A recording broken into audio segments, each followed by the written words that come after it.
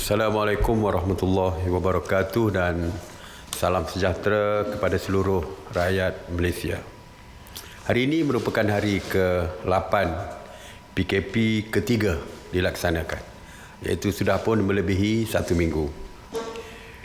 Dari segi laporan PDRM, hari semalam PDRM dan Angkatan Tentera Malaysia telah mengadakan sebanyak 835 sekatan jalan raya di seluruh negara dan melakukan pemeriksaan ke atas 609,411 kenderaan.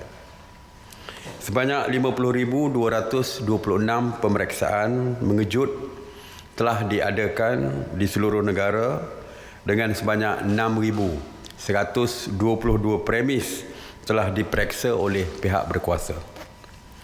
PDRM telah menangkap 865 individu berbanding 946 individu hari sebelumnya kerana engkar PKP yang merangkumi 732 individu yang direman dan 133 individu yang dijamin polis.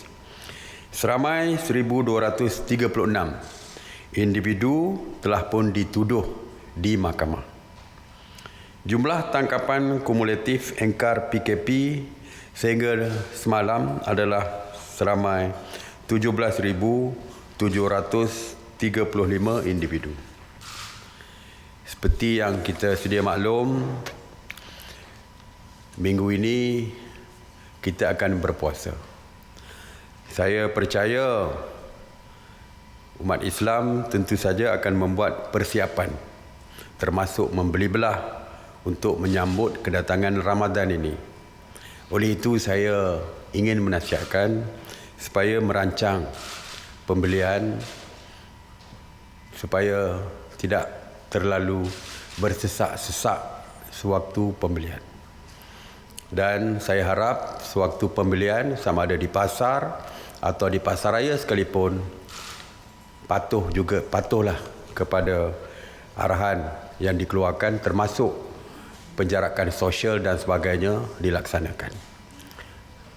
Walaupun saya lihat jika di pasar raya memang penjarakan sosial dilaksanakan, kadang-kadang kita lihat barisan yang begitu panjang beratur untuk memasuki pasar raya. Jadi sebab itulah saya katakan bahawa boleh buat perancangan sebelum keluar, kerana di pasar raya mungkin queue-nya begitu panjang sekali. Ya, walaupun tetap mesti patuh kepada setiap arahan PKP ini.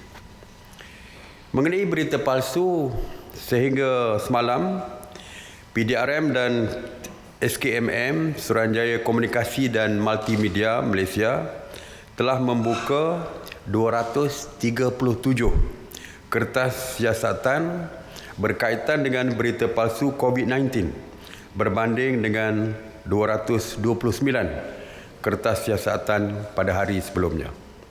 Daripada jumlah tersebut, sebanyak 169 masih di dalam siasatan, 24 kes telah didakwa di mahkamah, 13 telah mengaku salah dan 11 diberikan notis amaran.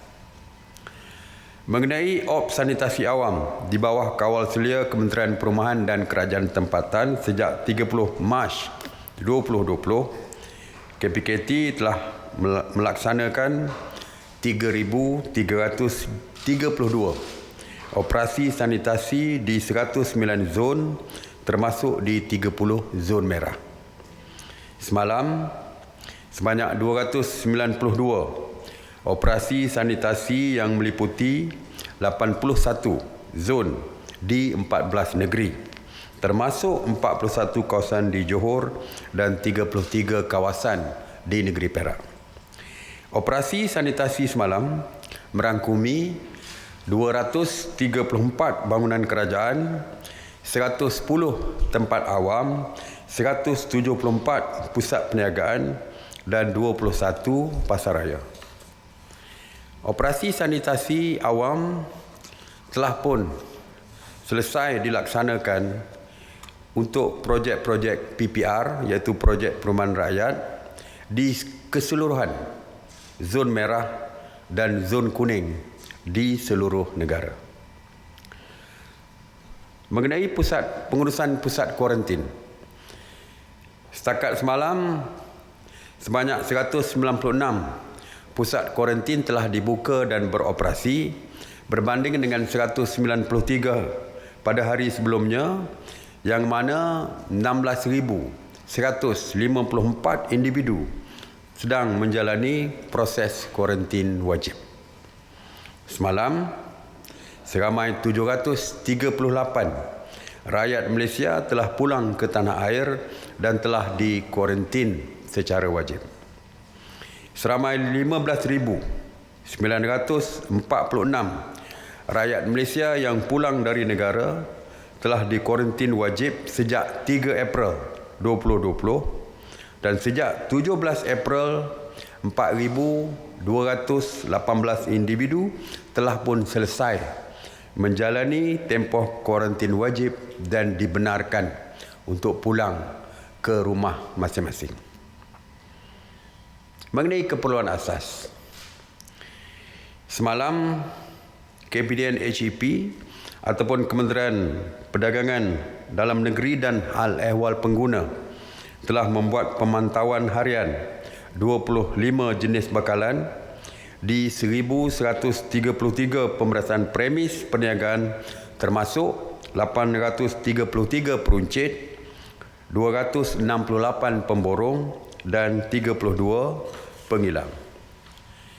KPDN HEP bersama dengan Kementerian Pertanian dan Industri Makanan MOA sentiasa memantau bekalan makanan harian seperti beras, buah-buahan, sayur-sayuran, ikan, ayam, daging, telur, susu dan susu segar di seluruh negara.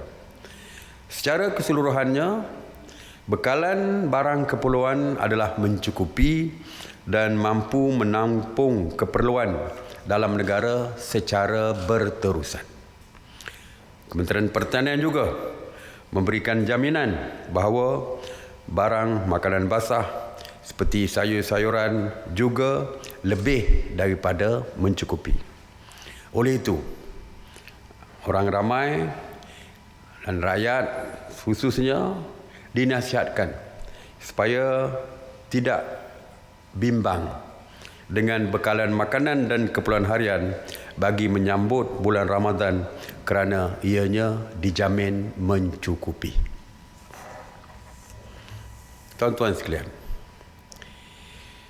seperti yang saya sebutkan bahawa sebelum PKP, ramai di kalangan rakyat kita berebut-rebut untuk pulang ke kampung halaman masing-masing.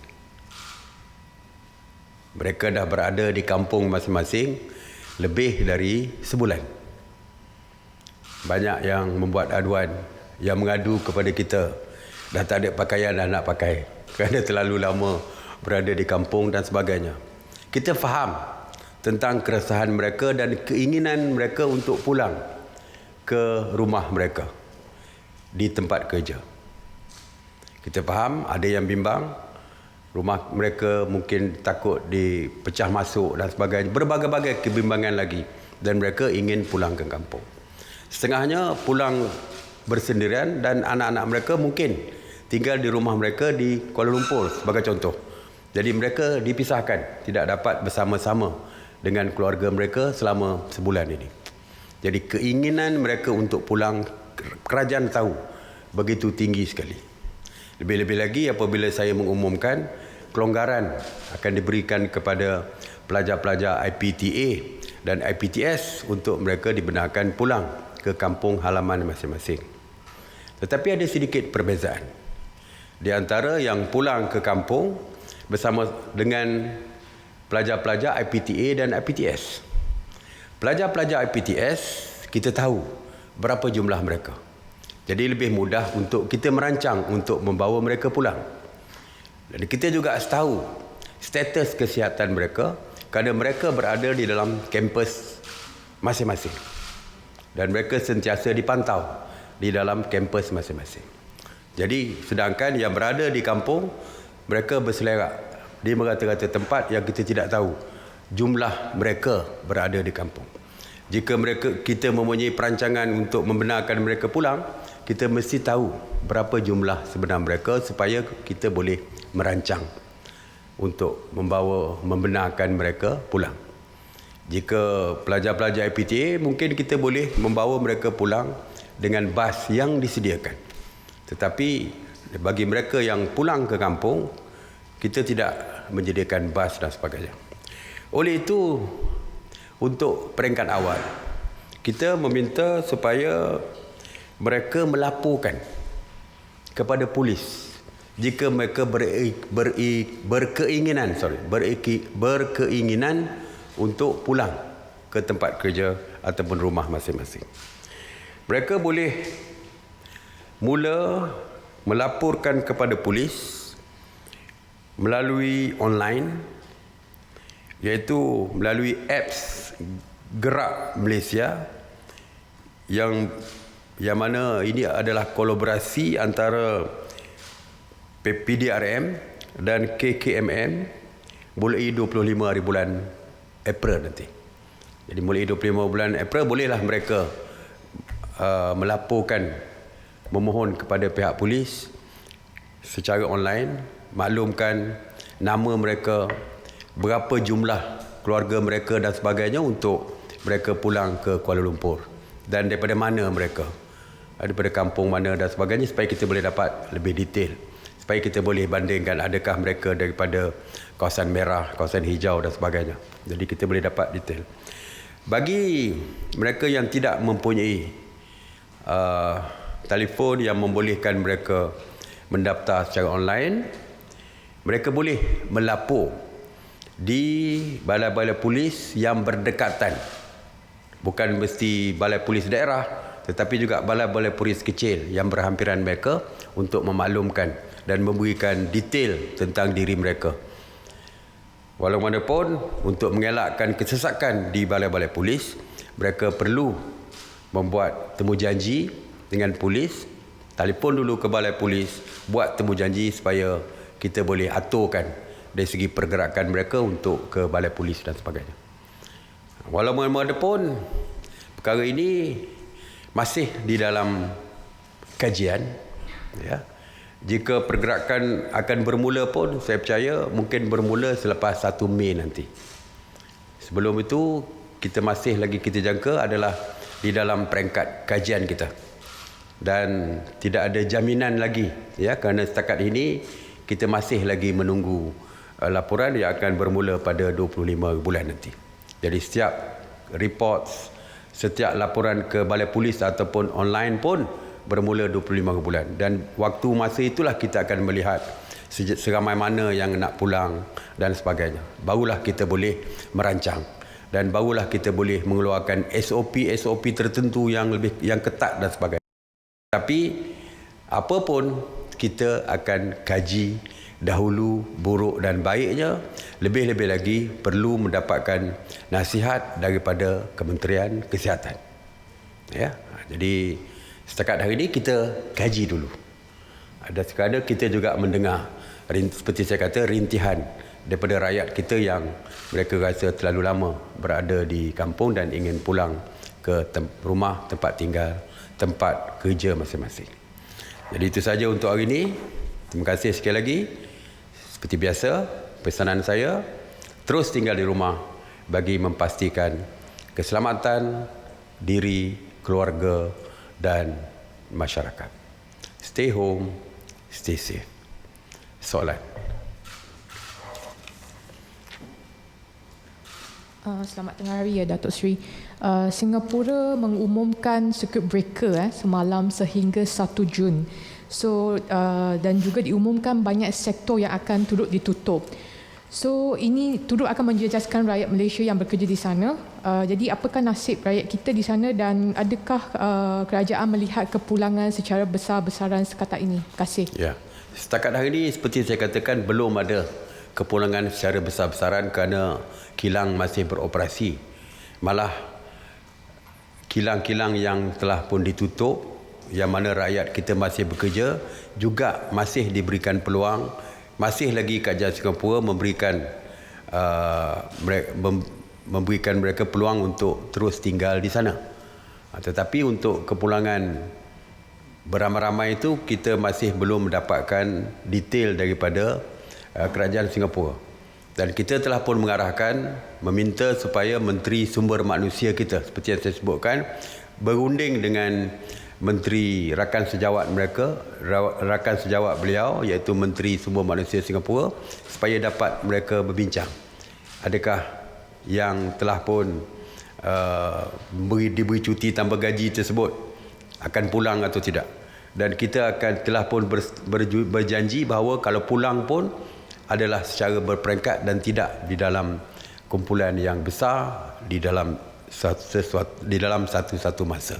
Jadi untuk jumlah berapa ramai akan pulang dan sebagainya adalah tindakan yang sedang dilaksanakan oleh Menteri Sumber Manusia kita dengan Sumber Manusia Singapura. Jadi kita dari segi kepulangan pun kita akan rancang supaya tidak berlaku kesesakan dan sebagainya. Dan seperti saya sebutkan semalam, kita akan menyediakan 10,000 bilik untuk digunakan sebagai pusat kuarantin bagi kita bersedia untuk kepulangan rakyat kita dalam jumlah yang agak besar.